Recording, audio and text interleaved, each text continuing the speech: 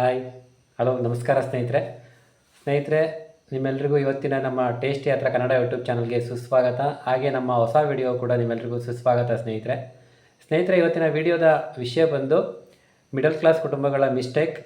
ಹಾಗೆ ಗಂಡ ಹೆಂಡತಿ ಇಬ್ಬರೂ ಕೂಡ ದುಡಿದ್ರೂ ಕೂಡ ₹1 ದುಡ್ಡು ಉಳಿತಾ ಇಲ್ಲ.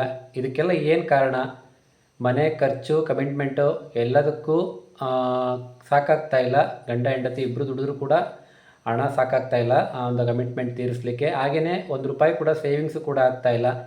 ಇದಕ್ಕೆಲ್ಲ ಏನು ಕಾರಣ? ನಾವೆಲ್ಲ ಏನು ಮಿಸ್ಟೇಕ್ಸ್ಗಳನ್ನ ಮಾಡ್ತಾ ಇದ್ವಿ ಮಿಡಲ್ ಕ್ಲಾಸ್ ಫ್ಯಾಮಿಲಿ. ಹಾಗೆ ಈ ಒಂದು ಜಾಲದಿಂದ ನಾವು ಹೊರಬರೋದು ಹೇಗೆ ಅನ್ನೋದನ್ನು ಇವತ್ತಿನ ವಿಡಿಯೋದಲ್ಲಿ ನಾನು ವಿವರಣೆ ಮಾಡೋದಕ್ಕೆ ಪ್ರಯತ್ನ ಮಾಡ್ತಾಯಿದ್ದೀನಿ. ವಿಡಿಯೋನ ಸ್ಕಿಪ್ ಮಾಡದೆ ಪೂರ್ತಿಯಾಗಿ ನೋಡಿ. ವಿಡಿಯೋ ಇಷ್ಟ ಆದರೆ ಲೈಕ್ ಮಾಡಿ, ಕಮೆಂಟ್ ಮಾಡಿ, ಶೇರ್ ಮಾಡಿ, ಹಾಗೆ ನಮ್ಮ ಚಾನಲ್ನ ಸಬ್ಸ್ಕ್ರೈಬ್ ಮಾಡಿಕೊಂಡು ಸಪೋರ್ಟ್ ಮಾಡಿ ಅಂತ ಹೇಳ್ತಾ ಬನ್ನಿ ಸ್ನೇಹಿತರೆ, ವಿಡಿಯೋನ ಸ್ಟಾರ್ಟ್ ಮಾಡೋಣ. ಸ್ನೇಹಿತರೆ, ಇವತ್ತಿನ ವಿಡಿಯೋದಲ್ಲಿ ನಾನೊಂದು ಮುಖ್ಯವಾದ ವಿಚಾರನ ನಿಮ್ಮ ಜೊತೆ ಡಿಸ್ಕಸ್ ಮಾಡ್ತಾ ಇದ್ದೀನಿ ಸ್ನೇಹಿತರೆ. ಅದೇನು ಅಂತ ಅಂದರೆ, ಸ್ವಲ್ಪ ನಾವು ನಮ್ಮ ಫ್ಲ್ಯಾಶ್ ಬ್ಯಾಕು ಅಪ್ಪ ಅಜ್ಜನ ಕಾಲಕ್ಕೆ ಹೋಗೋಣ, ನೆನಪು ಮಾಡ್ಕೊಳ್ಳೋಣ ಆವಾಗಿನ ಒಂದು ಜೀವನ ಯಾವ ಥರ ಇತ್ತು ಅಂತೇಳಿ. ಅವಾಗೇನು ಅಂತ ಅಂದರೆ, ಮನೆಯಲ್ಲಿ ಒಬ್ಬರೇ ದುಡಿತಾಯಿದ್ರು. ನಮ್ಮ ಅಜ್ಜ ಆಗಿರ್ಬೋದು, ನಮ್ಮ ತಂದೆಯವರಾಗಿರ್ಬೋದು, ಅವರೊಬ್ಬರೇ ದುಡಿತಾಯಿದ್ರು ಹೊರಗಡೆಯಿಂದ. ಅಮ್ಮ ತುಂಬ ಕಡೆಗಳಲ್ಲಿ ಅಮ್ಮ ಮನೆ ನೋಡ್ಕೊಳ್ತಾಯಿದ್ರು, ಮನೆ ಸಂಸಾರನೆಲ್ಲ ನೋಡ್ಕೊಳ್ತಾಯಿದ್ರು. ಅವರೊಬ್ಬರ ಒಂದು ದುಡಿಮೆಯಿಂದನೇ ಮನೆಯ ಖರ್ಚು ವೆಚ್ಚಗಳು, ಒಂದು ಸಣ್ಣ ಪುಟ್ಟ ಆಸೆಗಳು ಎಲ್ಲ ಕೂಡ ನೆರವೇರ್ತಾ ಇತ್ತು. ನೆಮ್ಮದಿಯಾಗಿದ್ದರು. ಸಣ್ಣ ಪುಟ್ಟ ಆಸೆಗಳಂತಂದ್ರೇನು, ಒಂದು ಮನೆ ಕಟ್ಟೋದಾಗಿರ್ಬೋದು, ಒಂದು ಬ್ಯಾಂಕ್ ಬ್ಯಾಲೆನ್ಸ್ ಮಾಡೋದಾಗಿರ್ಬೋದು, ಆಮೇಲೆ ಜಮೀನು ಆಸ್ತಿ ಮಾಡೋದಾಗಿರ್ಬೋದು. ಹಾಗೆ ಅವಾಗೆಲ್ಲ ಮಕ್ಕಳುಗಳು ಜಾಸ್ತಿ, ಅವರಿಗೊಂದು ಬೇಸಿಕ್ ಎಜುಕೇಷನ್ನು ಕೂಡ ಕೊಡಿಸ್ತಾಯಿದ್ರು. ಅದ್ರ ಜೊತೆಗೆ ಹೆಣ್ಮಕ್ಳು ಮದುವೆನೂ ಕೂಡ ಮಾಡ್ತಾಯಿದ್ರು. ಸೊ ಇಷ್ಟೆಲ್ಲ ನೆಮ್ಮದಿಯಾಗಿ ಒಂದು ಜೀವನವನ್ನು ಮಾಡ್ಕೊಂಡು ಹೋಗ್ತಾಯಿದ್ರು ಆವಾಗಿನ ಒಂದು 1970ರ ದಶಕದಲ್ಲಿ. ಆದರೆ ಇವಾಗಿನ ಮಿಡಲ್ ಕ್ಲಾಸ್ ಫ್ಯಾಮಿಲಿ ಇಬ್ಬರು ದುಡಿತಾ ಇದ್ರು ಕೂಡ, ಒಳ್ಳೆ ಸಂಬಳ ಬರ್ತಿದ್ರು ಕೂಡ, ಆದರೂ ಕೂಡ ಕೈಯಲ್ಲಿ ₹1 ಉಳಿತಾ ಇಲ್ಲ. ಒಂದು ನೆಮ್ಮದಿಯಾದ ಜೀವನ ಸಾಗಿಸ್ತಾ ಇಲ್ಲ. ಒಂದು ಸಾಲದ ಸುಳಿಯಲ್ಲಿ ಸಿಲುಕಿ ಒದ್ದಾಡ್ತಾ ಇದ್ದಾರೆ ನಮ್ಮ ಮಿಡಲ್ ಕ್ಲಾಸ್ ಜನ. ಆದರೆ ಏನಪ್ಪ ಅಂತಂದರೆ, ಇತ್ತೀಚಿನ ದಿನಗಳಲ್ಲಿ ಗಂಡ ಹೆಂಡತಿ ಇಬ್ಬರೂ ಕೂಡ ಹೊರಗಡೆ ಹೋಗಿ ದುಡಿತಾ ಇದ್ರು ಕೂಡ, ಎಲ್ಲೋ ಒಂದು ಕಡೆ ಒಂದು ಸಾಫ್ಟ್ವೇರ್ ಕಂಪನಿ ಆಗಿರ್ಬೋದು, ಕಾರ್ಪೊರೇಟ್ ಆಫೀಸಲ್ಲಿ ಆಗಿರ್ಬೋದು, ಹೊರಗಡೆ ಹೋಗಿ ದುಡಿತಾ ಇದ್ರು ಕೂಡ, ಒಂದು ಒಳ್ಳೆ ಸಂಬಳವನ್ನು ತಗೊಳ್ತಾ ಇದ್ರು ಕೂಡ ಮಂತ್ ಎಂಡಲ್ಲಿ ಅಕೌಂಟ್ ಬ್ಯಾಲೆನ್ಸ್ 0 ಆಗ್ತಾಯಿದೆ.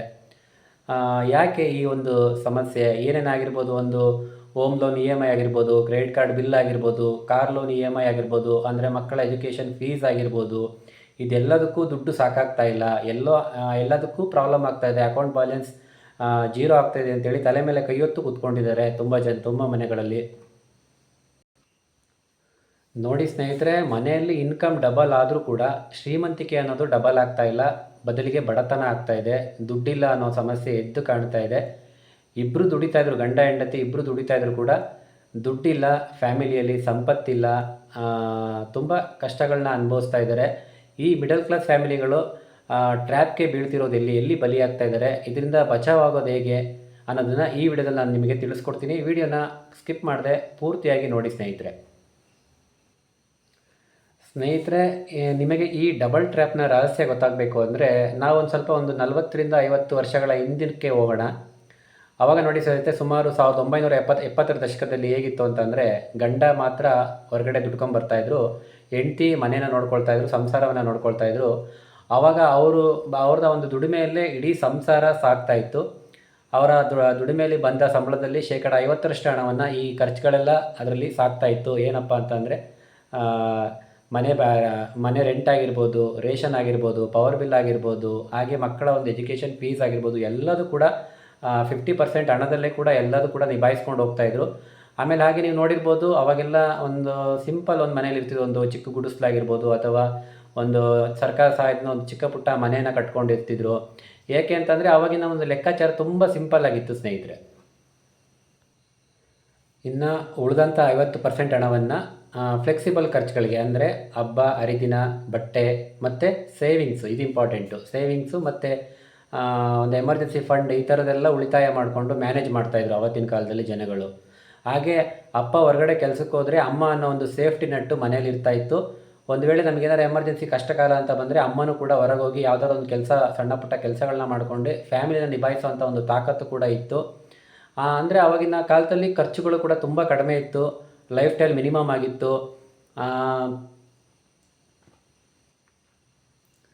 ಅವತ್ತಿನ ಕಾಲದಲ್ಲಿ ಒಂದು ಸಿಂಪಲ್ಲಾಗಿ ಮನೆಯನ್ನು ಕಟ್ಕೊಂಡು ವಾಸ ಮಾಡ್ತಾಯಿದ್ರು. ಒಂದು ಸಿಂಗಲ್ ರೂಮು, ಡಬಲ್ ರೂಮು, ಒಂದು ರೂಮ್ ಇರೋ ಒಂದು ಚಿಕ್ಕ ರೂಮ್, ಎರಡು ರೂಮ್ ಇರೋವಂಥದ್ದು ಒಂದು ಸಿಂಪಲ್ ಆಗಿರೋ ಒಂದು ಮನೆಯನ್ನು ಕಟ್ಕೊಂಡು ನೆಮ್ಮದಿಯಾಗಿ ಜೀವನ ಮಾಡ್ತಾಯಿದ್ರು. ಹಾಗೆಯೇ ಈ ಕಾರು, ಸ್ಕೂಟರು, ಬೈಕು ಇದೆಲ್ಲ ಯಾವುದೂ ಇರಲಿಲ್ಲ. ಅವಾಗ ಒಂದು ಬೈಸಿಕಲ್, ಒಂದು ಸೈಕಲ್ ಇದ್ದರೆ ಅದೇ ಒಂದು ದೊಡ್ಡ ಹೆಚ್ಚು ಅವಾಗ. ಅದೇ ರೀತಿಯಾಗಿ ಕ್ರೆಡಿಟ್ ಕಾರ್ಡ್ ಆಗಿರ್ಬೋದು, ಲೋನ್ ಆಗಿರ್ಬೋದು, EMI ಆಗಿರ್ಬೋದು, ಇದೆಲ್ಲ ಅವಾಗ ಇರಲೇ ಇಲ್ಲ ಬಿಡಿ. ಇದರಿಂದ ಭಾಳ ದೂರ ಆವಾಗಿನ ಮಧ್ಯಮ ವರ್ಗದ ಕುಟುಂಬ. ಯಾವಾಗ 1980ರ ನಂತರ ಒಂದು ಎಕನಾಮಿಕ್ಸ್ ಅಲ್ಲಿ ಭಾಳ ಬದಲಾವಣೆ ಆಯಿತು. ಅದೇ ರೀತಿ ಅದರಲ್ಲೂ 1990ರಲ್ಲಿ ಒಂದು ಆರ್ಥಿಕ ಸುಧಾರಣೆಗಳ ಬಳಿಕ ಒಂದು ಪ್ರೈವೇಟ್ ಸೆಕ್ಟರೆಲ್ಲ ಜೋರಾಗಿ ಬೂಮ್ ಆಯಿತು. ಆವಾಗ ಹೆಣ್ಮಕ್ಳೆಲ್ಲ ಹೆಚ್ಚಿನ ಸಂಖ್ಯೆಯಲ್ಲಿ ಕೆಲಸಕ್ಕೆ ಹೋಗೋಕ್ಕೆ ಸ್ಟಾರ್ಟ್ ಮಾಡಿದ್ರು. ಇದಾದರೆ ತಪ್ಪ ಹೆಣ್ಮಕ್ಳು ಕೆಲಸಕ್ಕೆ ಹೋಗೋದು? ಇಲ್ಲ, ಸಮಾಜ ದೃಷ್ಟಿಯಲ್ಲಿ ಇದು ಒಳ್ಳೆಯದೇ. ಆದರೆ ಎಕನಾಮಿಕ್ಸ್ ದೃಷ್ಟಿಯಿಂದ ಈ ಒಂದು ಬದಲಾವಣೆ ಈ ಮಧ್ಯಮ ವರ್ಗದ ಕುಟುಂಬನ ಒಂದು ದೊಡ್ಡ ಗುಂಡಿಗೆ ತಳ್ತು ಅಂತಲೇ ಹೇಳ್ಬೋದು. ಹಾಗಾದರೆ ಇಲ್ಲಿ ಇಬ್ಬರು ದುಡಿತಾ ಇರೋದು ತಪ್ಪಾ? ಹಾಗಾದರೆ ಇಲ್ಲ, ತಪ್ಪೇನಿಲ್ಲ, ಒಳ್ಳೆಯದೇ. ಇಬ್ಬರು ದುಡಿಯೋದು ಕೂಡ ಒಳ್ಳೆಯದೇ. ಮಹಿಳೆಯರು ಕೂಡ ಎಕಾನಮಿಯಲ್ಲಿ ಪಾರ್ಟಿಸಿಪೇಟ್ ಮಾಡಬೇಕು. ಹಾಗೆ ಆರ್ಥಿಕವಾಗಿ ಅವರು ಕೂಡ ಸಬಲೀಕರಣ ಆಗಬೇಕು. ಆದರೆ ಇಲ್ಲೇನಪ್ಪ ಅಂದರೆ ನಾವು ಮೊದಲು ಥಿಂಕ್ ಮಾಡಬೇಕಾಗಿರೋದು ನಮ್ಮ ಪ್ರೊಡಕ್ಷನ್ ಪ್ಲ್ಯಾನ್ಗಳ ಬಗ್ಗೆ. ಉಳಿತಾಯ, ಸೇವಿಂಗ್ಸ್, ಇದು ಇಂಪಾರ್ಟೆಂಟು. ಆಮೇಲೆ ಐಶ್ವರ್ಯ ಮಾಡೋದು, ಆಸ್ತಿ ಮಾಡೋದು, ಸಂಪತ್ತು ಸೃಷ್ಟಿ ಮಾಡೋದು, ಇದೆಲ್ಲ ಆಮೇಲೆ. ಮೊದಲು ಉಳಿತಾಯ ಅನ್ನೋದ್ರ ಬಗ್ಗೆ ಒಂದು ಪ್ಲ್ಯಾನಿಂಗ್ ಇರಬೇಕು. ಅದ್ರ ಜೊತೆಗೆ ಈಗ ಒಂದು ವೇಳೆ ನಾಳೆ ಏನಾದರೂ ನಮ್ಮ ಫ್ಯಾಮಿಲಿಗೆ ಏನಾದರೂ ಸಮಸ್ಯೆ ಆದರೆ, ಅಂದರೆ ದುಡಿತಕ್ಕಂಥ ವ್ಯಕ್ತಿಗೆ, ಆ ಪರ್ಸನ್ಗೆ ಏನಾದರೂ ಸಮಸ್ಯೆ ಆದರೆ, ಆ ಫ್ಯಾಮಿಲಿಗೆ ಮುಂದೆ ಫ್ಯೂಚರಲ್ಲಿ ಸೇಫ್ಟಿ ಏನಿದೆ ಅನ್ನೋದನ್ನು ಮೊದಲು ನಾವು ಗಮನ ಕೊಡಬೇಕಾಗುತ್ತೆ. ಈಗ ನಮ್ಮ ಭಾರತ ದೇಶದಲ್ಲಿ ಸಾಕಷ್ಟು ಟರ್ಮ್ ಪ್ಲ್ಯಾನ್ಗಳಿದ್ದಾವೆ, ಟರ್ಮ್ ಇನ್ಶೂರೆನ್ಸ್ ಪ್ಲ್ಯಾನ್ಗಳಿದ್ದಾವೆ ಸ್ನೇಹಿತರೆ. 500ರಿಂದ 700 ರೂಪಾಯಿಗೆಲ್ಲ ಸ್ಟಾರ್ಟ್ ಆಗುತ್ತೆ. ಹಾಗಾಗಿ ನೀವೊಂದು ಬೆಸ್ಟ್ ಟರ್ಮ್ ಇನ್ಶೂರೆನ್ಸ್ ಪ್ಲ್ಯಾನ್ನ ಚೂಸ್ ಮಾಡಿ ಮೊದಲು ಮಾಡಿಸ್ಕೊಳ್ಳಿ. ಒಂದು ವೇಳೆ ನಿಮ್ಮ ಫ್ಯಾಮಿಲಿಯಲ್ಲಿ ಆ ವ್ಯಕ್ತಿಗೆ 1 ಕೋಟಿ ತನಕ ಕವರೇಜ್ ಕೊಡೋವಂಥ ಒಂದು ಟರ್ಮ್ ಇನ್ಶೂರೆನ್ಸ್ ಪ್ಲ್ಯಾನ್ಗಳಿದ್ದಾವೆ. ಬೆಸ್ಟ್ ಪ್ಲ್ಯಾನನ್ನು ಚೂಸ್ ಮಾಡಿ ಮೊದಲು ಮಾಡಿಸಿ. ಒಂದು ವೇಳೆ ಆ ಫ್ಯಾಮಿಲಿ ದುಡಿತಂಥ ವ್ಯಕ್ತಿಗೆ ಏನಾದರೂ ಸಮಸ್ಯೆ ಆಗಿ ಅವ್ರು ಏನಾದರೂ ಹೋಗಿಬಿಟ್ರೆ, ಆ ಒಂದು ಫುಲ್ ಕವರೇಜ್ ಅಮೌಂಟು ಆ ಒಂದು ಫ್ಯಾಮಿಲಿಗೆ ಒಂದು ಲಂಸಮ್ ಅಮೌಂಟಲ್ಲಿ ಬಂದು ಸೇರುತ್ತೆ. ಆವಾಗ ಆ ಫ್ಯಾಮಿಲಿಗೆ ಮುಂದಿನ ಜೀವನಕ್ಕೆ ಯಾವುದೇ ರೀತಿ ಸಮಸ್ಯೆ ಆಗೋದಿಲ್ಲ. ಅದೇ ರೀತಿಯಾಗಿ ನಿಮಗೇನಾದರೂ ಹುಷಾರು ತಪ್ಪಿ ಹಾಸ್ಪಿಟಲೈಸ್ ಆದರೆ, ನಿಮ್ಮ ಒಂದು ಹಾಸ್ಪಿಟಲ್ ಬಿಲ್ನಿಂದ ನೀವು ಬಚಾವಾಗಲಿಕ್ಕೆ ಇದ್ದೇ ಇದೆಯಲ್ಲ ಹೆಲ್ತ್ ಇನ್ಶೂರೆನ್ಸು. ಸೊ ಈಗಿನ ಕಾಲದ ಅನಿವಾರ್ಯತೆ ಅಂತಲೇ ಹೇಳ್ಬೋದು. ಹಾಗಾಗಿ ಮಸ್ಟ್ ಆ್ಯಂಡ್ ಶುಡ್ಡು ನೀವು ಟರ್ಮ್ ಇನ್ಶೂರೆನ್ಸ್ ಮತ್ತು ಹೆಲ್ತ್ ಇನ್ಶೂರೆನ್ಸ್ ಇಂಪಾರ್ಟೆಂಟು. ಈ ಟರ್ಮ್ ಇನ್ಶೂರೆನ್ಸು ನಮ್ಮ ಒಂದು ಫ್ಯಾಮಿಲಿ ಸೆಕ್ಯೂರಿಟಿಗಾಗಿ, ಅದೇ ರೀತಿ ಹೆಲ್ತ್ ಇನ್ಶೂರೆನ್ಸ್ ಅನ್ನೋದು ನಮ್ಮ ಆರೋಗ್ಯದ ಸುರಕ್ಷತೆಗಾಗಿ ತಪ್ಪದೇ ಮಾಡಿಸಿ ಸ್ನೇಹಿತರೆ, ಮರಿಬೇಡಿ. Double income trap. ಇಬ್ಬರು ದುಡಿದ್ರು ಇಲ್ಲ ದುಡ್ಡು. ಇವತ್ತು ಯಾರ ಮನೆಯಲ್ಲಿ ಗಂಡ ಹೆಂಡತಿ ಇಬ್ಬರು ದುಡಿತಾ ಇದ್ದಾರೋ ಅಲ್ಲಿ ಅವರ ಅಕೌಂಟಿಗೆ ಬರೋವಂಥ ಒಂದು ಇನ್ಕಮು ಡಬಲ್ ಆಯಿತು. ಆವಾಗ ನೀವೆಲ್ಲ ಅಂದ್ಕೊಳ್ತೀರಾ, ವಾವ್ ಸೂಪರ್, ಇಬ್ಬರು ದುಡಿತಾ ಇದ್ದೀವಿ, ಒಳ್ಳೆ ದುಡ್ಡು ಬರ್ತಾ ಇದೆ, ಒಳ್ಳೆ ಹಣ ಇದೆ ನಮಗೆ, ನಾವ್ಯಾಕೆ ಇನ್ನು ಈ ಒಂದು ಸಣ್ಣ ಬಾಡಿಗೆ ಮನೇಲಿ ಇರಬೇಕು, ಒಂದು ದೊಡ್ಡ ಮನೆಗೆ ಹೋಗೋಣ, ಸಾಲ ಮಾಡಿ EMI ಮಾಡಿ ಒಂದು ಒಳ್ಳೆ ಮನೆ ತೊಗೊಳ್ಳೋಣ, ಆ ಮನೇಲಿ ವಾಸ ಮಾಡೋಣ ಆರಾಮಾಗಿ. ಅದೇ ರೀತಿಯಾಗಿ ಕೆಲಸಕ್ಕೆ, ಆಫೀಸ್ಗೆ ಡೈಲಿ ಪಬ್ಲಿಕ್ ಟ್ರಾನ್ಸ್ಪೋರ್ಟ್, ಬಸ್ಸಲ್ಲಿ ಯಾಕೆ ಹೋಗಬೇಕು, ಸ್ಕೂಟರಲ್ಲಿ ಯಾಕೆ ಹೋಗಬೇಕು, ಒಂದು ಕಾರ್ ತೊಗೊಳ್ಳೋಣ, ಯಾಕಂದರೆ ಇಬ್ಬರು ದುಡಿತಾ ಇದ್ದೀವಲ್ಲ, ಏನು 1 ಲಕ್ಷ ಡೌನ್ ಪೇಮೆಂಟ್ ಮಾಡೋದು, ಉಳಿದಿದ್ದು EMI ಹಾಕ್ಸೋಣ ಬಿಡಿ, ಯಾಕೆ ಹೇಳಿ, ದುಡಿತಾ ಇದ್ದೀವಿ ಇಬ್ಬರು, EMI ಕಟ್ಕೊಂಡೋದ್ರಾಯಿತು. ಈ ಥರ ಎಲ್ಲ ನಾವು ಥಿಂಕ್ ಮಾಡಿ ಒಂದು ಆಲೋಚನೆಗಳನ್ನ ಮಾಡಿ ನಾವೊಂದು ಟ್ರ್ಯಾಪಲ್ಲಿ ಬೀಳ್ತಾ ಇದ್ದೀವಿ ಸ್ನೇಹಿತರೆ. ನೋಡಿ ಸ್ನೇಹಿತರೆ, ಈ ಅಮೇರಿಕಾದವರು ಈ ಒಂದು ಮಿಡಲ್ ಕ್ಲಾಸ್ನ ಮೈಂಡ್ ಸೆಟ್ಟನ್ನು ಅರ್ಥ ಮಾಡಿಕೊಂಡು ಒಂದು ವಿಷಯ ಹೇಳಿದ್ದಾರೆ. ಗಂಡ ಹೆಂಡತಿ ಇಬ್ಬರು ದುಡಿತಾ ಇದ್ದೀವಿ ಅಂತೇಳಿ ಒಂದು ಓವರ್ ಕಾನ್ಫಿಡೆನ್ಸ್ನ ಇಟ್ಕೊಂಡು ಓವರ್ ಸ್ಪೆಂಡಿಂಗ್ ಆಗಿದೆ, ಅಂದರೆ ಅನಗತ್ಯ ದುಂದು ವೆಚ್ಚ ಖರ್ಚುಗಳನ್ನ ಮಾಡ್ತಾ ಇದ್ದೀವಿ ಅಂತೇಳಿ ಈ ಒಂದು ಮೈಂಡ್ ಸೆಟ್ಟನ್ನು ಅನಲೈಸ್ ಮಾಡಿ ಅವರು ಎಲಿಜಬೆತ್ ವಾರೆನ್ ಅನ್ನೋರು ಒಂದು ಬುಕ್ಕನ್ನು ಬರೆದಿದ್ದಾರೆ, ದ 2 ಇನ್ಕಮ್ ಟ್ರ್ಯಾಪ್ ಅಂತೇಳಿ. ಸೊ ಅದರಲ್ಲೊಂದು ಶಾಕಿಂಗ್ ಟ್ರೂತ್ ಕೂಡ ಹೇಳಿದ್ದಾರೆ. ಏನಪ್ಪ ಅಂತಂದರೆ, ಇವಾಗಿನ ಕಾಲದಲ್ಲಿ ಗಂಡ ಹೆಂಡತಿ ಇಬ್ಬರು ದುಡಿತಾ ಇದ್ರು ಕೂಡ ಅವರ ಒಂದು ಸೇವಿಂಗ್ಸು ಕಂಪೇರ್ ಮಾಡಿದ್ರೆ 1970ರ ದಶಕದಲ್ಲಿ ದುಡಿತಾ ಇದ್ದ ವ್ಯಕ್ತಿಯ ಒಂದು ಸೇವಿಂಗ್ಸಿಗೆ ಕಂಪೇರ್ ಮಾಡಿದ್ರೆ ತುಂಬಾ ಕಡಿಮೆ ಇದೆ ಅಂತೇಳಿ. ಕಾರಣ ಏನು? ಇಬ್ಬರು ದುಡಿತಾ ಇದ್ದಾರೆ ತಪ್ಪಾಗಾದರೆ? ತಪ್ಪಲ್ಲ, ಆದರೆ ಓವರ್ ಸ್ಪೆಂಡಿಂಗ್ ಆಗಿರೋವಂಥದ್ದು, ಅಂದರೆ ದುಂದು ವೆಚ್ಚ, ಅನಗತ್ಯ ಖರ್ಚುಗಳನ್ನ ಮಾಡ್ತಿರೋವಂಥದ್ದು, ಇದಕ್ಕೆ ಇದೇ ಕಾರಣ. ನಾನು ಆಗಲೇ ಹೇಳ್ದಂಗೆ ಆವಾಗಿನ ಕಾಲದಲ್ಲಿ ಮಕ್ಕಳ ಒಂದು ಎಜುಕೇಷನ್ನು ಸಿಂಪಲ್ ಆಗಿರ್ತಿತ್ತು. ಒಂದು ಗೌರ್ಮೆಂಟ್ ಸ್ಕೂಲಿಗೆ ಹಾಕ್ತಾಯಿದ್ರು, ಇಲ್ಲ ಅಂದರೆ ಅವರ ಒಂದು ಸಾಮರ್ಥ್ಯಕ್ಕೆ ತಕ್ಕಂತೆ ಒಂದು ಪ್ರೈವೇಟ್ ಸ್ಕೂಲ್ಗೂ ಕೂಡ ಸೇರಿಸ್ತಾಯಿದ್ರು. ಆದರೆ ಇವತ್ತಿನ ಕಾಲದಲ್ಲಿ ಆಗಿಲ್ಲ. The best of the best ಸ್ಕೂಲನ್ನೇ ಹುಡುಕ್ತಾರೆ ಇವತ್ತು ನಮ್ಮ ಜನಗಳು. ನನ್ನ ಮಗ ಅಂಥ ಸ್ಕೂಲ್ನಲ್ಲೇ ಓದಬೇಕು ಅಂತೇಳಿ. ನಿಮಗೆಲ್ಲ ಗೊತ್ತೇ ಇದೆ, ಬೆಂಗಳೂರು, ಮುಂಬೈ, ಡೆಲ್ಲಿ ಅಂತ ಮೆಟ್ರೋ ಸಿಟಿಗಳಲ್ಲಿ ಜನ ಏನಕ್ಕೆ ಬರ್ತಾರೆ, ಇವತ್ತಿನ ಪರಿಸ್ಥಿತಿ ಹೇಗಿದೆ, ಜಾಬ್ಗೆ ಅಂತ ಬರ್ತಾರೆ, ಜಾಬ್ ಸಿಕ್ಕಿದ ಮೇಲೆ ಮದುವೆ ಅಂತ ಆಗ್ತಾರೆ, ಮದುವೆ ಆದಮೇಲೆ ಸ್ವಂತಕ್ಕೋ ಬಾಡಿಗೆಗೋ ಒಂದು ಮನೆ ಅಂತ ಮಾಡ್ಕೊತಾರೆ. ಅದಾದಮೇಲೆ ಮಕ್ಕಳಾಗ್ತಾರೆ, ಮಕ್ಕಳಾದಮೇಲೆ ಆ ಮಕ್ಳಿಗೆ ಒಂದು ಒಳ್ಳೆ ಎಜುಕೇಷನ್ ಕೊಡಿಸ್ಬೇಕಲ್ವಾ. ಅವಾಗ ಏನು ಮಾಡ್ತಾರೆ, ಮಕ್ಳಿಗೆ ಒಳ್ಳೆ ಎಜುಕೇಷನ್ ಕೊಡಿಸ್ಬೇಕಂದ್ರೆ ಒಂದು ಒಳ್ಳೆ ಸ್ಕೂಲಿಗೆ ಹಾಕಬೇಕು. ಈ ಒಳ್ಳೆ ಸ್ಕೂಲ್ಗಳು ಎಲ್ಲಿದ್ದಾವೆ, ಒಳ್ಳೆ ಏರಿಯಾಗಳಲ್ಲಿದೆ. ಸೊ ಹಾಗಾಗಿ ನಾವು ಕೂಡ ಒಂದು ಒಳ್ಳೆ ಏರಿಯಾದಲ್ಲಿ ಒಂದು ದೊಡ್ಡ ಮನೆ ಮಾಡೋಣ, ಯಾಕಂದರೆ ಇಬ್ಬರು ದುಡಿತಾ ಇದ್ದೀವಲ್ಲ, ಒಂದು ಒಳ್ಳೆ ಮನೆ ಮಾಡೋಣ, ದುಬಾರಿ ರೆಂಟ್ ಆದರೂ ಪರವಾಗಿಲ್ಲ ಅಂತೇಳಿ ಈ ಥರ ಒಂದು ಹುಚ್ಚು ಆಸೆಗಳು ಮಾಡಿಕೊಂಡು ನಾವು ಆತ್ರಪಟ್ಟು ಒಂದು ಟ್ರ್ಯಾಪಿಗೆ ಬೀಳ್ತಾ ಇದ್ದೀವಿ. ಹಾಂ, ಮನೆ ಆಯಿತು. ಒಂದು ಒಳ್ಳೆ ಕಾಸ್ಟ್ಲಿ ಏರಿಯಾದಲ್ಲಿ ಒಂದು ದುಬಾರಿ ಮನೆ ತೊಗೊಂಡ್ರಿ, ಅಥವಾ ಒಂದು ದುಬಾರಿ ಅಪಾರ್ಟ್ಮೆಂಟ್, ಒಂದು ಸ್ವಿಮ್ಮಿಂಗ್ ಪೂಲು, ಜಿಮ್ ಇರೋವಂಥ ಒಳ್ಳೆ ಫೆಸಿಲಿಟಿ ಇರೋವಂಥ ಮನೆ ಬೇಕು ಅಂತೇಳಿ ಆಸೆ ಪಟ್ಟು ತೊಗೊಂಬಿಟ್ರಿ. ಅದಾಯಿತು. ನೆಕ್ಸ್ಟ್ ಏನು ಮಾಡ್ತೀರಾ, ಆಫೀಸ್ಗೆ ಹೋಗೋಕ್ಕೆ ಟ್ರಾನ್ಸ್ಪೋರ್ಟು. ಪಬ್ಲಿಕ್ ಟ್ರಾನ್ಸ್ಪೋರ್ಟ್ ಅಂದರೆ ಇಷ್ಟ ಆಗಲ್ಲ. ಯಾರು ಪಬ್ಲಿಕ್ ಟ್ರಾನ್ಸ್ಪೋರ್ಟ್ ಕಾಯ್ಕೊಂಡು ಲೇಟ್ ಆಗುತ್ತೆ ಕೆಲಸಕ್ಕೆ, ಆ ಸೆಕೆಯಲ್ಲಿ ಆ ರಶ್ಶಲ್ಲಿ ಯಾರು ಹೋಗೋದು. ಇಬ್ಬರು ದುಡಿತಾ ಇದೀವಲ್ಲ, ಒಂದು ಕಾರ್ ಬೈ ಮಾಡೋಣ ಅಂತೇಳಿ ಆಸೆ ಆಗುತ್ತೆ. ಒಂದು ಕಾರ್ ತೊಗೊಳ್ಳೋ, ಅದು ಒಂದು ಸಣ್ಣ ಕಾರ, ಅದು ಇಲ್ಲ, ದೊಡ್ಡ ಕಾರೇ ತೊಗೊಳ್ಳೋಣ, XUV ಅಂತ ದೊಡ್ಡ ಕಾರ್ ತೊಗೊಳ್ಳೋಣ. ಈಗ ಒಂದು ಈ ಕಾರು, ಆಮೇಲೆ ನೆಕ್ಸ್ಟ್ ಅಪ್ಗ್ರೇಡ್ ಆಗ್ತಾ ಹೋಗೋಣ, ಅದಕ್ಕೆ ಎಂಡ್ಲೆಸ್, ಆಸೆಗೆ ಮಿತಿ ಇಲ್ಲ ಅನ್ನೋ ಥರ ಈ ಥರ ಎಲ್ಲ ಹುಚ್ಚು ಆಸೆಗಳು ಮಾಡಿಕೊಂಡು ಅನಾವಶ್ಯಕ ಖರ್ಚುಗಳನ್ನ ಮಾಡ್ಕೊತೀರಾ. ಅದಕ್ಕೆ ಏನು ಮಾಡಬೇಕು, ಅದೆಲ್ಲ ತೊಗೊಳ್ಬೇಕಂದ್ರೆ ನಿಮಗೆ ಲೋನ್ ಬೇಕು.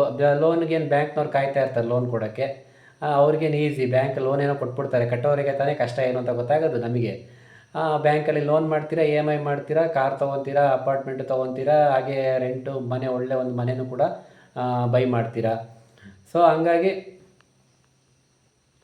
ಇವಾಗೆಲ್ಲ ಲೋನ್ ತುಂಬ ಈಸಿ ಆಗಿಬಿಟ್ಟಿದೆ. ಅವಾಗೆಲ್ಲ ಭಾಳ ಕಷ್ಟ ಇತ್ತು. ಆವಾಗಿನ ಕಾಲದಲ್ಲಿ ನಮ್ಮ ಜನಗಳು ಲೋನ್ ಮಾಡೋ, ಸಾಲ ಅಂತಂದ್ರೆ ಭಯ ಬೀಳ್ತಾಯಿದ್ರು. ಸಾಲ ಮಾಡಿದ್ರೆ ಅದೇ ಒಂದು ಅಪರಾಧ ಅನ್ನೋ ಥರದಲ್ಲಿದ್ದರು, ಸಾಲನೇ ಮಾಡ್ತಿರ್ಲಿಲ್ಲ. ಆದರೆ ಇವಾಗ ಸಾಲ ಅನ್ನೋದು ಒಂಥರ ಖುಷಿ, ಹೆಮ್ಮೆ ಆಗಿಬಿಟ್ಟಿದೆ ಜನಗಳಿಗೆ.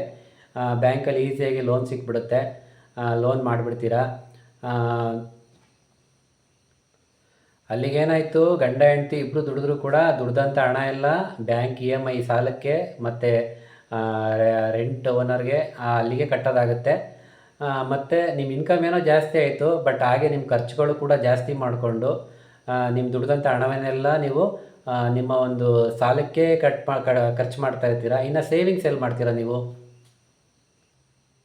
ಹಾಂ, ಇದಿಲ್ಲಿಗೆ ಮುಗೀತಾ? ಖಂಡಿತ ಇಲ್ಲ, ಇನ್ನೂ ಇದೆ. ಬನ್ನಿ ಸ್ನೇಹಿತರೆ. ಮನೆಯಲ್ಲಿ ಹೆಂಡತಿ ಅಥವಾ ಎರಡನೇ ವ್ಯಕ್ತಿ ಕೆಲಸಕ್ಕೆ ಹೋಗ್ತಾರೆ ಅಂತಂದರೆ ಅಲ್ಲಿಂದ ಸ್ಟಾರ್ಟ್ ಆಯಿತು ಹೊಸ ಖರ್ಚುಗಳು, ಅನಿವಾರ್ಯ ಖರ್ಚುಗಳು ಮಾಡಲೇಬೇಕು. ಏನಪ್ಪ ಅಂತಂದರೆ, ನೋಡಿ, ಆವತ್ತಿನ ಕಾಲದಲ್ಲಿ 1970ರ ದಶಕದಲ್ಲಿ ಅಮ್ಮ ಮನೇನ ನೋಡ್ಕೊಳ್ತಾಯಿದ್ರು, ಮಕ್ಕಳನ್ನು ಕೂಡ ನೋಡ್ಕೊಳ್ತಾಯಿದ್ರು. ಹಾಗೆ ಅವರಿಗೊಂದು ಬೇಸಿಕ್ ಎಜುಕೇಷನ್ನು ಕೂಡ ಕೊಡಿಸ್ತಾಯಿದ್ರು. ಅದಕ್ಕೆ ಹೇಳ್ತಾಯಿದ್ರು, ಮನೆಯೇ ಮೊದಲ ಪಾಠಶಾಲೆ, ತಾಯಿಯೇ ಮೊದಲ ಗುರು ಅಂತೇಳಿ, ಅಲ್ವಾ ಸ್ನೇಹಿತರೆ? ಆದರೆ ಇವಾಗ ಗಂಡ ಹೆಂಡತಿ ಇಬ್ಬರೂ ಕೆಲ್ಸಕ್ಕೆ ಹೋದರೆ ಮಗುವನ್ನು ನೋಡ್ಕೊಳ್ಳೋದು ಯಾರು, ಮಕ್ಕಳನ್ನು ನೋಡ್ಕೊಳ್ಳೋದು ಯಾರು? Day care. ಇವಾಗ ಏರಿಯಾಗಳಲ್ಲಿ 2 ಡೇ ಕೇರ್ ಆಗೋಗ್ಬಿಟ್ಟಿದೆ. ಡೇ ಕೇರ್ನಲ್ಲಿ ನೀವು ಬಿಡಬೇಕು ಅಂತ ಅಂದರೆ ತಿಂಗಳಿಗೆ 10,000 ರಿಂದ 15,000 ಖರ್ಚು ಮಾಡಬೇಕಾಗತ್ತೆ, ಫೀಸ್ ಇರುತ್ತೆ. ಸೊ ಇದೊಂದು ಎಕ್ಸ್ಟ್ರಾ ಖರ್ಚು ಆ್ಯಡ್ ಆಯ್ತಲ್ವ ನಿಮಗೆ? ನೋಡಿ, ಅದೇ ರೀತಿಯಾಗಿ ನಮ್ಮ ದೇಶದಲ್ಲಿ ಏನು ಸಂಬಳ ಭಾಳ ಇದ್ದಾವ, ಏನು ಜೋರಾಗಿದೆಯಾ? ಏನಿಲ್ಲ ಸ್ನೇಹಿತರೆ. ಅದೇ ನೀವೇನಾದರೂ ಒಂದು ಗೌರ್ಮೆಂಟ್ ಸೆಕ್ಟರಲ್ಲಿ ಒಂದು ಹೈ ಪ್ರೊಫೆಷನಲ್ಲಿ ಕೆಲಸ ಇದ್ದರೆ ಸಂಬಳ ಜಾಸ್ತಿ ಇರುತ್ತೆ ಅಂತ ಹೇಳ್ಬೋದು. ಅದೇ ನಮ್ಮಂಥ ಮಿಡಲ್ ಕ್ಲಾಸ್ಗಳು ಯಾವುದೋ ಒಂದು ಪ್ರೈವೇಟ್ ಸೆಕ್ಟರಲ್ಲಿ ಒಂದು ಮಿನಿಮಮ್ ಎಜುಕೇಷನ್ ಮಾಡಿಕೊಂಡು ಯಾವುದೋ ಒಂದು ಪ್ರೈವೇಟ್ ಸೆಕ್ಟರಲ್ಲಿ ಕಾರ್ಪೊರೇಟ್ ಆಫೀಸಲ್ಲಿ ಕೆಲಸ ಮಾಡ್ತೀವಿ ಅಂದರೆ ಅಂತ ಹೇಳ್ಕೊಳ್ಳೋಂಥ ಸಂಬಳ ಏನಿರೋದಿಲ್ಲ. ಅವಾಗ ಏನಾಗುತ್ತೆ, ಇಲ್ಲಿ ನೀವು ಮಕ್ಕಳಿಗೆ ಡೇ ಕೇರ್ಗೆ ಅಂತಲೇ ತಿಂಗಳಿಗೆ 10,000 ರಿಂದ 15,000 ಫೀಸ್ ಕಟ್ಟಬೇಕಾಗುತ್ತೆ. ಇಲ್ಲ ಮಕ್ಕಳನ್ನ ಮನೇಲೇ ನೋಡ್ಕೊಳ್ಬೇಕು ಅಂತಂದರೆ ಮನೇಲಿ ಯಾರನ್ನಾರ ಕೆಲಸದವ್ರನ್ನ ನೇಮಿಸ್ಕೊಂಡು ಮಕ್ಕಳು ನೋಡ್ಕೊಳ್ಳೋಕೆ ಇಟ್ಕೋಬೇಕಾಗುತ್ತೆ. ಇನ್ನೂ ಕೆಲವು ಮನೆಗಳಲ್ಲಿ ಏನಾಗುತ್ತೆ, ಈಗ ಗಂಡ ಹೆಂಡತಿ ಇಬ್ಬರು ಕೆಲಸಕ್ಕೆ ಹೋಗೋದ್ರಿಂದ ಮಕ್ಕಳು ನೋಡ್ಕೊಳಕ್ಕಾಗಲ್ಲ, ಅದೇ ರೀತಿ ಮನೆ ಕ್ಲೀನ್ ಮಾಡೋಕ್ಕಾಗಲ್ಲ, ಅಡುಗೆ ಮಾಡೋಕ್ಕಾಗಲ್ಲ, ಇದಕ್ಕೆಲ್ಲ ಟೈಮ್ ಇಲ್ಲ, ಈ ಥರದ್ದೆಲ್ಲ ಸಮಸ್ಯೆ ಆಗುತ್ತೆ. ಅವಾಗ ಏನು ಮಾಡ್ತೀರಾ, ಯಾರನ್ನಾದ್ರೂ ಒಬ್ಬರನ್ನ ಕೆಲಸಕ್ಕೆ ನೇಮಿಸ್ಕೊಳ್ಬೇಕು. ಅವರು ಫುಲ್ ಟೈಮ್ ಕೆಲಸ ಮಾಡ್ತಾರೆ ಅಂದರೆ ಅವ್ರಿಗೊಂದು 15,000 ರಿಂದ 20,000 ಸಂಬಳ ಕೊಡಬೇಕಲ್ವಾ? ಸೊ ಇದೊಂದು ಎಕ್ಸ್ಟ್ರಾ ಖರ್ಚು ನಿಮಗೆ, ಅಲ್ಲೊಂದು ಗಾನ್ ಆಯಿತಾ, 15,000-20,000. ಮತ್ತು ಹಾಗೆ ಟ್ರಾನ್ಸ್ಪೋರ್ಟು. ಇವಾಗ ಗಂಡ ಹೆಂಡತಿ ಇಬ್ಬರು ಕೆಲ್ಸಕ್ಕೆ ಹೋಗ್ತಾರೆ ಅಂತಂದರೆ ಒಂದೇ ಆಫೀಸ್ಗೆ ಇಬ್ಬರು ಹೋಗ್ತಾರೆ ಅಂತಂದರೆ ಒಂದೇ ಗಾಡಿನಲ್ಲಿ ಹೋಗ್ಬೋದು. ಅದೇ ಬೇರೆ ಬೇರೆ ಕಡೆ ಬೇರೆ ಬೇರೆ ಶಿಫ್ಟ್ ಇತ್ತು ಅಂತಂದರೆ ಕೆಲವರಿಗೆಲ್ಲ ಪಬ್ಲಿಕ್ ಟ್ರಾನ್ಸ್ಪೋರ್ಟ್ ಇಷ್ಟ ಆಗಲ್ಲ, ಗೊತ್ತಲ್ವಾ? ನಮಗೆ ನಮ್ಮದೇ ಆದಂಥ ಸ್ವಂತ ಬೈಕ್ ಇರಬೇಕು ಅಥವಾ ಕಾರ್ ಇರಬೇಕು ಅಂತ ಆಸೆ ಪಡ್ತೀರಾ. ಸೊ ಅವಾಗೇನು ಮಾಡ್ತೀರಾ, ಇಬ್ಬರಿಗೆ ಅಂತ ಅಂದಾಗ 2 ಬೈಕ್ ಬೇಕಾಗುತ್ತೆ ಅಥವಾ 2 ಕಾರ್ ಬೇಕಾಗುತ್ತೆ. ಆವಾಗ ಆ ಒಂದು ಲೋನ್ ಮಾಡಿ EMI ಮಾಡಿರ್ತೀರ, ಆ ಒಂದು EMI ಖರ್ಚು, ಅದ್ರ ಜೊತೆಗೆ ಫ್ಯೂಯಲ್ ಕಾಸ್ಟು, ಡೈಲಿ ಓಡಾಡ್ತೀರಾ, ಪೆಟ್ರೋಲ್ ಖರ್ಚಿರುತ್ತೆ. ನೀವೇನಾದ್ರು ಪಬ್ಲಿಕ್ ಟ್ರಾನ್ಸ್ಪೋರ್ಟ್ ಯೂಸ್ ಮಾಡ್ತೀರಾ ಅಂದರೆ ಆಟೋ, ಕ್ಯಾಬ್, ಟ್ಯಾಕ್ಸಿ, ಅದು ಕೂಡ ಖರ್ಚಿರುತ್ತೆ, ಇಲ್ಲ ಅಂತಲ್ಲ. ಬಟ್ ಸ್ವಂತ ಗಾಡಿ, ನಿಮ್ಮ ಬೈಕು, ಕಾರು ಹೋಲಿಸ್ಕೊಂಡು ಸ್ವಲ್ಪ ಖರ್ಚು ಕಡಿಮೆ ಅಂತ ಹೇಳ್ಬೋದು. ಈ ಎಲ್ಲ ಖರ್ಚುಗಳಿರ್ತವೆ. ಅದು ಸಾಲದು ಅಂತ ಆ ಸಬ್ಸ್ಕ್ರಿಪ್ಷನ್ನು, ಈ ಸಬ್ಸ್ಕ್ರಿಪ್ಷನ್ ಅಂತ ಸಣ್ಣ ಪುಟ್ಟ ಖರ್ಚುಗಳು ಗೊತ್ತೇ ಇದೆಯಲ್ಲ. ಇವಾಗ IPL ಸೀಸನು, IPL ಮ್ಯಾಚ್ ನೋಡಬೇಕು ಅಂತೇಳಿ ಜಿಯೋ ಹಾಟ್ಸ್ಟಾರು ಸಬ್ಸ್ಕ್ರಿಪ್ಷನ್ ತೊಗೊಳ್ಳೋದು, ಅದೇ ರೀತಿ ಅಮೆಝಾನ್ ಪ್ರೈಮು, ನೆಟ್ಫ್ಲಿಕ್ಸ್ ಅಂತ ಸಿನಿಮಾಗಳು ನೋಡೋದಕ್ಕೆ, ವೆಬ್ ಸೀರೀಸ್ ನೋಡೋದಕ್ಕೆ ಆ ಒಂದು ಸಬ್ಸ್ಕ್ರಿಪ್ಷನ್ ಚಾರ್ಜ್ಗಳು ಇರ್ತವೆ. ಈ ಥರ ಒಂದೊಂದು ಖರ್ಚುಗಳು, ಸಣ್ಣ ಪುಟ್ಟ ಖರ್ಚುಗಳು ಇವೆಲ್ಲ ಕೂಡ ಇರ್ತವೆ. ಇದನ್ನೆಲ್ಲದೂ ಕೂಡ ನಾವು ಗಮನ ಹರಿಸ್ಬೇಕಲ್ವ ಸ್ನೇಹಿತರೆ. ಆಮೇಲೆ ಇನ್ನೊಂದೇನಪ್ಪ ಅಂದರೆ, ಬಹುತೇಕ ಜನಗಳು ಕಪಲ್ಸ್ಗಳು ಏನು ಆಸೆ ಪಡ್ತಾರೆ ಅಂದರೆ, ಸಿಟಿ ಲೈಫನ್ನು ಇಷ್ಟಪಡ್ತಾರೆ. ನಾವು ಸಿಟಿಲಿರಬೇಕು, ಆ ಒಂದು ಲೈಫ್ ಚೆನ್ನಾಗಿರುತ್ತೆ, ಆ ಒಂದು ಸಿಟಿ ಲೈಫ್ ಸ್ಟೈಲಲ್ಲಿ ಬದುಕೋಣ ಅಂತೇಳಿ ಆಸೆ ಪಡ್ತಾರೆ. ನಮ್ಮ ಥರ ಹಳ್ಳಿ ಲೈಫ್ ಇಷ್ಟಪಡಲ್ಲ. ಸೊ ಅವಾಗೇನಾಗುತ್ತೆ, ಹಳ್ಳಿಯಿಂದ ಸಿಟಿಗೆ ವಲಸೆ ಹೋಗ್ತಾರೆ. ಈಗ ಬೆಂಗಳೂರು, ಡೆಲ್ಲಿ, ಮುಂಬೈ, ಪುಣೆ ಈ ಥರ ಎಲ್ಲ ಹೋದಾಗ ಅಲ್ಲೊಂದು ಜಾಬನ್ನು ನೋಡಿಕೊಂಡು, ಜಾಬ್ ಆದಮೇಲೆ ಒಂದು ಮನೆ ಅಂತ ಮಾಡ್ಕೋಬೇಕಾಗುತ್ತೆ ರೆಂಟಿಗೆ. ಈಗ ರೆಂಟಿಗೆ ಮನೆ ಮಾಡ್ತೀರಾ, ಒಳ್ಳೆ ಮನೆ ಅಂತಂದರೆ 10-15-20 ಸಾವಿರ ಗಂಟೆ ರೆಂಟ್ ಇದೆ. ಇಷ್ಟೆಲ್ಲ ಖರ್ಚುಗಳಿರುತ್ತೆ. ಅಷ್ಟಲ್ಲದಲ್ಲೇ ಮತ್ತು ಊರಿನಲ್ಲಿರುವಂಥ ತಂದೆ ತಾಯಿಗಳಿಗೆ ಅವರ ಒಂದು ಖರ್ಚಿಗೆ ಹಣವನ್ನು ಕಳಿಸ್ಬೇಕಾಗತ್ತೆ. ಇಷ್ಟೆಲ್ಲ ಜವಾಬ್ದಾರಿಗಳಿರ್ತವೆ ಸ್ನೇಹಿತರೆ. ನಾವು ಇದ್ರ ಬಗ್ಗೆ ಎಲ್ಲ ಗಮನ ಹರಿಸ್ಬೇಕಲ್ವಾ. ಮರೆಯಾದ ಸೇಫ್ಟಿ ನೆಟ್, ದಿವಾಳಿಯ ಅಂಚಿನಲ್ಲಿ ಮಧ್ಯಮ ವರ್ಗ. ಇವತ್ತು ನಾವೇನೋ ಡಬಲ್ ಇನ್ಕಮ್ ಇದೆ ಅಂತೇಳಿ ನಾವು ಅನವಶ್ಯಕ ಖರ್ಚುಗಳಿಂದಾಗಿ ನಮ್ಮ ಒಂದು ಸೇಫ್ಟಿ ನೆಟ್ಟನ್ನೇ ನಾವು ಕಳ್ಕೊಂಡಿದ್ದೀವಿ. ಅದೇ 1970ರಲ್ಲಿ ನೋಡಿ, ಆವಾಗ ಮನೆಯಲ್ಲಿ ದುಡಿತಿದ್ದಂಥ ವ್ಯಕ್ತಿಗೆ ಏನಾದರೂ ಸಮಸ್ಯೆ ಆದರೆ ಆವಾಗ ಮನೆಯಲ್ಲಿದ್ದಂಥ ಹೆಂಡತಿ ಹೊರಗಡೆ ಹೋಗಿ ಕೆಲಸಕ್ಕೆ ಹೋಗಿ ಸಂಸಾರವನ್ನು ನಡೆಸ್ತಾಯಿದ್ರು. ಆದರೆ ಇವಾಗ ಗಂಡ ಹೆಂಡತಿ ಇಬ್ಬರೂ ದುಡಿತಾಯಿದ್ರು ಕೂಡ ಒಂದು ಸಾಲದ ಸುಳಿಗೆ ಸಿಗಾಕೊಂಡಿದ್ದಾರೆ. ಯಾಕೆ ಅಂತಂದರೆ ಅತಿ ಆಸೆ, ಅನಾವಶ್ಯಕ ಖರ್ಚುಗಳು, ದುಂದು ವೆಚ್ಚ ಮಾಡೋದ್ರಿಂದಾಗಿ ಸೊ ಈ ಒಂದು ಸಾಲದ ಸುಳಿಗೆ ಸಿಗಾಕೊಂಡಿದ್ದಾರೆ. ಬ್ಯಾಂಕ್ನವರು ಇವರಿಬ್ಬರ ಆದಾಯವನ್ನು ನೋಡೇ ಸಾಲ ಕೊಟ್ಟಿರ್ತಾರೆ. ಒಂದು ವೇಳೆ ಅಕಸ್ಮಾತ್ ನಿಮ್ಮಲ್ಲಿ ಗಂಡ ಹೆಂಡತಿ ಇಬ್ಬರಿಗೆ ಯಾರಿಗಾರು ಒಬ್ಬರಿಗೆ ಏನಾದರೂ ಸಮಸ್ಯೆ ಆದರೆ, ಕೆಲಸ ಬಿಡುವಂಥ ಪರಿಸ್ಥಿತಿ ಅಥವಾ ಹಾಸಿಗೆ ಹಿಡಿದು ಒಂದು 6 ತಿಂಗಳು ಬೆಡ್ ರೆಸ್ಟ್ ಅಂತ ಏನಾದರೂ ಬಂದರೆ, ಆವಾಗ ಒಬ್ಬರ ಆದಾಯದಲ್ಲಿ ಹೇಗೆ ನೀವು ಆ ಒಂದು EMIನ ಎಲ್ಲ ಕಟ್ತೀರಾ, ಅಷ್ಟು ಸಾಲವನ್ನು ಕಟ್ತೀರಾ, ಸಮಸ್ಯೆ ಆಗುತ್ತಲ್ವ. ಸೊ ಈ ಎಲ್ಲ ಸಮಸ್ಯೆನ ನೀವು ಬ್ಯಾಂಕ್ನವ್ರಿಗೆ ಹೇಳಿದ್ರೆ ಅವ್ರು ಕೇಳ್ತಾರೆ? ನಿಜವಾಗ್ಲೂ ಖಂಡಿತ ಇಲ್ಲ. ಅವ್ರ ಮನೆ ಮುಂದೆ ಬಂದು ನಿಲ್ತಾರೆ EMI ಕಟ್ಟಿ ಅಂತೇಳಿ. ಹಾಗೆ ಕ್ರೆಡಿಟ್ ಕಾರ್ಡ್ ಬಿಲ್ಲು ಈ ಥರದ್ದೆಲ್ಲ ಇರುತ್ತೆ. ಸೊ ಅವಾಗೇನಾಗುತ್ತೆ, ಸಂಸಾರ ದಿವಾಳಿಯಾಗಿ ಬೀದಿಗೆ ಬಂದು ನಿಲ್ಲುವಂಥ ಪರಿಸ್ಥಿತಿ ನಿರ್ಮಾಣ ಆಗುತ್ತೆ. ನಮ್ಮಲ್ಲಿ ಏನಂತ ಅಂದರೆ, ಈ ಒಂದು ಬ್ಯಾಕಪ್ ಪ್ಲ್ಯಾನ್ ಇಲ್ಲ ಸ್ನೇಹಿತರೆ. ಅದನ್ನೇ ಈ ಅಮೆರಿಕದ ಅರ್ಥಶಾಸ್ತ್ರಜ್ಞ, ಎಕನಾಮಿಸ್ಟು ಎಲಿಜಬೆತ್ ವಾರೆನ್ ಅವರು ಹೇಳಿರುವಂಥದ್ದು ದ 2 ಇನ್ಕಮ್ ಟ್ರ್ಯಾಪ್ ಅನ್ನೋ ಪುಸ್ತಕದಲ್ಲಿ ಬ್ಯೂಟಿಫುಲ್ಲಾಗಿ ಎಕ್ಸ್ಪ್ಲೈನ್ ಮಾಡಿದ್ದಾರೆ. ಎಲ್ಲರೂ ಕೂಡ ಈ ಪುಸ್ತಕವನ್ನು ಮಿಸ್ ಮಾಡದೆ ಬೈ ಮಾಡಿ ಓದಿ ಸ್ನೇಹಿತರೆ. ಹಾಗಾದರೆ ಈ ಟ್ರ್ಯಾಪ್ನಿಂದ ಪಾರಾಗೋದು ಹೇಗೆ ಸ್ನೇಹಿತರೆ? ನೋಡಿ ಸ್ನೇಹಿತರೆ, ನಾನು ಮೊದಲೇ ಹೇಳ್ದಂಗೆ ಹೆಣ್ಮಕ್ಳು ಎಕನಾಮಿಯಲ್ಲಿ ಪಾರ್ಟಿಸಿಪೇಟ್ ಆಗಬೇಕು, ಆರ್ಥಿಕವಾಗಿ ಸಬಲೀಕರಣ ಆಗಬೇಕು. ಅದು ಫ್ಯಾಮಿಲಿಗೆ ವರ ಆಗಬೇಕು ಹೊರತು ಶಾಪ ಆಗಬಾರ್ದು. ನಿಮ್ಮ ಒಂದು ಸೆಕೆಂಡ್ ಸೋರ್ಸ್ ಆಫ್ ಇನ್ಕಮ್ ಏನಿದೆ ಅದು ಒಂದು ಎಕ್ಸ್ಟ್ರಾ ಬೋನಸ್ಸು. ಅದು ಕಂಪ್ಲೀಟ್ಲಿ ಸೇವಿಂಗ್ಸ್ ಆಗಿರಬೇಕು, ಇನ್ವೆಸ್ಟ್ ಆಗಿರಬೇಕು. ಅದನ್ನು ನೀವು ಬೆಳೆಸಬೇಕು. ನಿಮ್ಮ ಒಬ್ಬರ ದುಡಿಮೆಯ ಖರ್ಚಲ್ಲೇ ನಿಮ್ಮ ಇಡೀ ಫ್ಯಾಮಿಲಿ ಸಂಸಾರ ನಡಿಬೇಕು. ಅದರಲ್ಲೇ ಒಂದು EMI ಆಗಿರ್ಬೋದು, ಬ್ಯಾಂಕ್ ಸಾಲ ಆಗಿರ್ಬೋದು, ಒಂದು ರೆಂಟ್ ಆಗಿರ್ಬೋದು, ರೇಷನ್ ಆಗಿರ್ಬೋದು, ಪವರ್ ಬಿಲ್, ಪ್ರತಿಯೊಂದು ಏನು ಖರ್ಚಿದೆಯೋ ಅದೆಲ್ಲದೂ ಕೂಡ ಒಬ್ಬರ ದುಡಿಮೆಯಲ್ಲಿ, ಅವರ ದುಡಿಮೆಯಲ್ಲಿ ಅದೆಲ್ಲ ಖರ್ಚು ಆಗಬೇಕು. ನಿಮ್ಮ ಸಾಮರ್ಥ್ಯಕ್ಕೆ ತಕ್ಕಂತೆ ಎಷ್ಟು ಬೇಕೋ ಏನು ಬೇಕೋ ಆ ಖರ್ಚುಗಳನ್ನ ಮಾಡ್ಕೊಳ್ಳಿ. ಹಾಸಿಗೆ ಇದ್ದಷ್ಟೇ ಕಾಲು ಚಾಚಿ, ಅತಿ ಆಸೆ ಮಾಡಬೇಡಿ. ದೇವರು ಕೊಟ್ಟಂಗೆ ಬೇಕಾದ್ರೆ ಚಿಕ್ಕದಿಂದನೇ ಮಾಡ್ಕೊಂಡು ಬೆಳೀತಾ ಹೋಗಿ. ಮೊದಲೇ ಒಂದೇ ಸಲ ಆಕಾಶಕ್ಕೆ ಏಣಿ ಹಾಕಕ್ಕೆ ಹೋಗಬೇಡಿ. ಈ ತಪ್ಪನ್ನು ಮಾಡಬೇಡಿ. ಆವಾಗ ನೀವು ಈ ಥರ ಒಂದು ಮಾಡೋದ್ರಿಂದ ಜೀವನದಲ್ಲಿ ಮುಂದೆ ಬರೋಕ್ಕೆ ಸಾಧ್ಯ. ಈ ಥರ ಒಂದು ಬ್ಯಾಕಪ್ ಪ್ಲ್ಯಾನು, ಫ್ಯೂಚರ್ ಪ್ಲ್ಯಾನ್ ಅನ್ನೋದು, ಲೆಕ್ಕಾಚಾರ ಅನ್ನೋದು ನಮ್ಮ ಜೀವನದಲ್ಲಿ ಬಹಳ ಮುಖ್ಯ. ಸೊ ಹಾಗಾಗಿ ಇದನ್ನು ನೀವು ಮೇಂಟೈನ್ ಮಾಡಲೇಬೇಕು ಸ್ನೇಹಿತರೆ. ಅದು ಬಿಟ್ಟು ಖರ್ಚನ್ನೇ ಜಾಸ್ತಿ ಮಾಡಿಕೊಂಡು ನೀವು ಬದುಕ್ತೀರಾ, ದುಡ್ಡನ್ನ ಇದು ಮಾಡ್ತೀರಾ ಅಂತ ಅಂದರೆ, ಒಬ್ಬರಲ್ಲ ಇಬ್ಬರಲ್ಲ 4 ಜನ ದುಡಿದ್ರು ಕೂಡ ನೀವು ದುಡ್ದಿದ್ದ ದುಡ್ಡೆಲ್ಲ ಕೂಡ ನಿಮ್ಮ ಬ್ಯಾಂಕ್ ಲೋನು, ಸಾಲಕ್ಕೆ ದುಂದು ವೆಚ್ಚ ಮಾಡ್ತೀರಾ. ಸೊ ಫ್ರೆಂಡ್ಸ್, ಇದಾಗಿತ್ತು ಇವತ್ತಿನ ವಿಡಿಯೋದಲ್ಲಿ. ಇತ್ತೀಚಿನ ಮಿಡಲ್ ಕ್ಲಾಸ್ ಫ್ಯಾಮಿಲಿಗಳಲ್ಲಿ ನಡೀತಾ ಇರೋಂಥ ಒಂದು ಕ್ರೈಸಿಸ್ನ ಬಗ್ಗೆ ತಿಳಿಸೋವಂಥ ಒಂದು ಪ್ರಯತ್ನ ಮಾಡಿದ್ದೀನಿ. ಈ ವರದಿ ಇಷ್ಟ ಆಗಿದರೆ ಈ ವರದಿಯನ್ನು ಎಲ್ಲರಿಗೂ ಕೂಡ ಶೇರ್ ಮಾಡಿ. ಹಾಗೆ ನಾವೆಲ್ಲರೂ ಕೂಡ ನಮ್ಮ ಜೀವನದಲ್ಲಿ ಈ ಒಂದು ಬದಲಾವಣೆಯನ್ನು ಮಾಡ್ಕೊಳ್ಳೋಣ ಅಂತ ಹೇಳ್ತಾ ಸ್ನೇಹಿತರೆ, ಈ ವಿಡಿಯೋನ ಇಲ್ಲಿಗೆ ಎಂಡ್ ಮಾಡ್ತಾಯಿದ್ದೀನಿ. ಯಾರೆಲ್ಲ ವಿಡಿಯೋನ ಪೂರ್ತಿಯಾಗಿ ನೋಡಿದ್ದೀರಾ ಎಲ್ರಿಗೂ ಕೂಡ ಧನ್ಯವಾದಗಳು. ಹಾಗೆ ನೆಕ್ಸ್ಟ್ ಒಂದು ಹೊಸ ವಿಡಿಯೋದೊಂದಿಗೆ, ಒಂದು ಹೊಸ ಟಾಪಿಕ್ನೊಂದಿಗೆ ನಾನು ನಿಮ್ಮ ಮುಂದೆ ಮತ್ತೆ ಬರ್ತೀನಿ ಸ್ನೇಹಿತರೆ. ಅಲ್ಲಿ ತನಕ ಎಲ್ರಿಗೂ ಶುಭವಾಗಲಿ. ಬಾಯ್ ಬಾಯ್.